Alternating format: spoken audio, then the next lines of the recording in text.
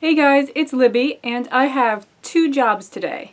One of them is to get all of the books off of my bookshelf and into a suitcase. I know most people pack their books in boxes, and I will admit it's easier to get them sort of evenly set into a box because boxes are more regular shaped and suitcases sometimes have rounded corners or pokey things, but then you have to carry a giant box full of heavy books up 3 flights of steps, and I am not going to do that. So I've got a giant wheelie suitcase here that I'm going to fit as many books as I can into. And then I figured while I'm taking all of the books off of my shelves, I might make another video highlighting certain books. And the topic I have chosen is books with love triangles that are not bad. Love triangles have kind of a bad rap.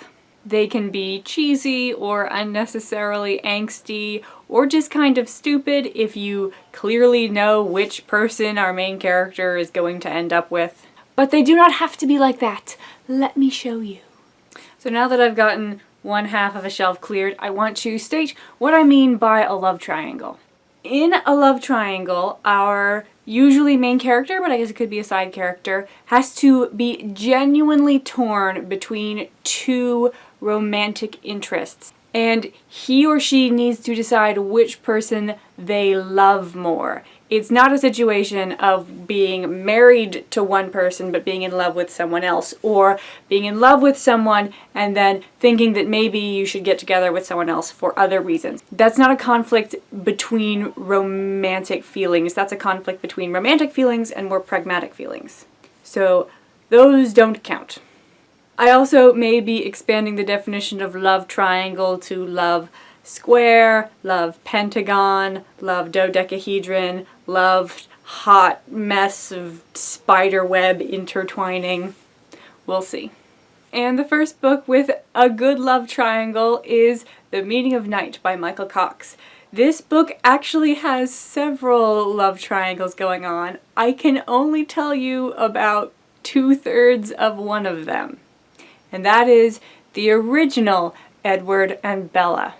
Edward Gliver is our main character in this novel, and in the first chapter, so I'm not spoiling anything, he goes to see his sort of mistress situation. It's a little complicated.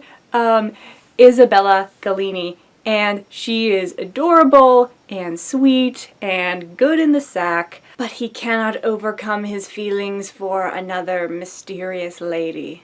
So the various love triangles, I believe there are 3 of them, are not the main focus of this narrative, but they are integral to the plot and they are thoughtfully crafted.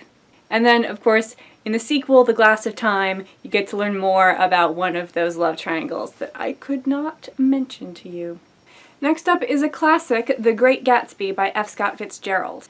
Now you may think that the relationship between Gatsby, Daisy, and Daisy's husband Tom are breaking my rule about, like, there has to be a genuine romantic decision to be made as opposed to a romantic versus a pragmatic decision. And it was so close to being that. But then there's this great scene where Tom sort of finds out that Daisy and Gatsby have been being all flirtsy with each other. And he's like, dude, you, like, haven't been in Daisy's life for years. You don't know things about her that I know. You don't understand this relationship that we have developed.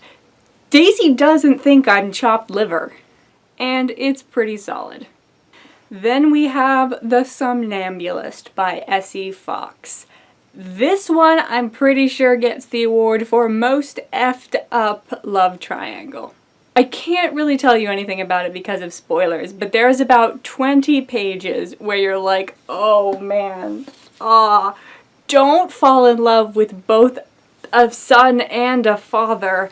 And other problems, lots of problems, but we sort of dismiss that love triangle relationship quite early after it's introduced because oh god, I've already filled up an entire suitcase and that's just one shelf. Okay, new suitcases. Okay, next love triangle is Tess of the D'Urbervilles by Thomas Hardy. Also, The Hand of Ethelberta by Thomas Hardy. Also, Far from the Madding Crowd by Thomas Hardy. Also, The Return of the Native by Thomas Hardy. Pretty much anything by Thomas Hardy. Not Mayor of Casterbridge, not Two on a Tower. But Thomas Hardy, the way he writes books is like, he decides what issue he wants to explore. He turns the multiple solutions to the problem or ways of viewing the world into men, and then he has a woman have to decide which of these men to marry. And Tess of the D'Urbervilles is a little bit different than your typical love triangle story. Normally, both of your options are so good that you can't choose between them, but with Tess, they're kind of both so bad that you can't choose between them. Angel and Alec, frankly, both get a thumbs down from me, but it's still very worth reading. Next is the Iliad by Homer. Now I know it's not really a big part of this poem, but it is a big part of the Trojan War story, and that is the love triangle between Helen, Menelaus, and Paris. And what I really like in the Iliad is the descriptions of Paris, because he is such a total goofball. And I know that the Iliad is kind of dense and inaccessible, but if you can find someone who will just tell you which parts have Paris in them, go ahead and read them. And then there was Winter Spell by Clara Legrande. This is another sort of Tess of the D'Urbervilles situation in that both of the romantic interests do really horrible things to our main character. Also, this is a bisexual love triangle, which makes it awesome.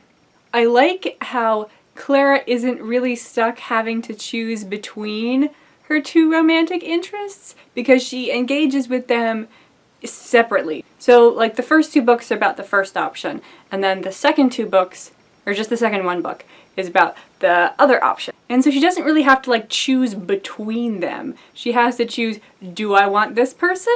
Do I want this person? And then of course the book that has kind of defined love triangles for the 20th and 21st centuries, I will fight you on that, The Phantom of the Opera by Gaston Leroux. I have my books alphabetically, so Legrande comes right before Leroux, so it was interesting to see these two books right next to each other because they're both mainly focused on the love triangle. In a lot of the other books I've mentioned, there's like a main plot and then a romantic interest subplot, but it is key for these two books. And The Phantom of the Opera is the most like chaste, non-sexual love triangle. Like they make a really big deal about how Raoul and Christine are like children, and I know in the musical, spoiler for the musical, Christine, there's this big kiss between Christine and the Phantom on the mouth with tongues. But in the book, she like kisses him on the forehead and he's like, "This is the greatest moment of my life!" Which is a major contrast to Winter Spell, which was freaking hot. You know how I mentioned the Helen, Paris, Menelaus love triangle from the Iliad? It's also in the works of Ovid. I don't remember exactly how things went down in the Metamorphoses, but Metamorphoses is basically every classical myth ever, so I'm sure it's in there somewhere. But then in Heroides, these are letters between romantic couples, and you have a letter from Helen, or you have a letter from Paris to Helen, and then a letter from Helen to Paris. This is before the Trojan War, when Paris is like, "Hey, I like you, maybe we go do something, just you and me." And Helen has to very carefully craft this letter so that she can make it clear to Paris that she is interested in spending some time alone with him, but make it cagey enough that she can say to Menelaus, in case he reads it, that she's just being a polite hostess.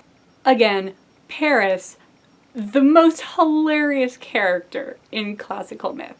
Then we have the love triangle in the All the Wrong Questions series by Lemony Snicket. This series is going to be 4 books. There's currently only 3, but there is like the minutest little bit of a love triangle going on between Lemony and 2 of the young ladies in the town where he is stationed. And I don't know if things are going to come to a head in the final book. I suspect that they're not, though, because Lemony Snicket doesn't like to bring things to a head. But this is chiefly a mystery series, and it's middle grade, so they don't want to focus too much on the romance elements. So it's just like a half a sentence here, or 3 words there, that give you some implications that life is complicated regarding feelings. And I really like how delicately it's handled. And then, of course, we have the Mists of Avalon. You remember when I was talking about like a hot mess spider web of romance? This is what I was talking about. This book has like 30 main characters, most of whom have sex with each other at some point. However, very rarely is the sex actually sexy.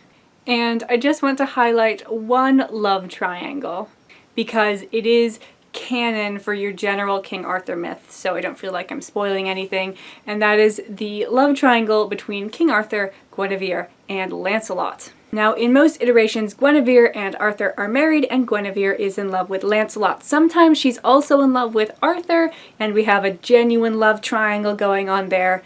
But in this one, Marion Zimmer Bradley kicks it up a notch, and there is this scene where, because Arthur and Guinevere aren't able to conceive an heir to the kingdom, Arthur thinks this is maybe his fault, and he invites Lancelot to have a threesome with them, because if the child is conceived in the king's bed, then it's the heir. So, science. But there are some implications that he's maybe doing this because he wants to have sex with Lancelot.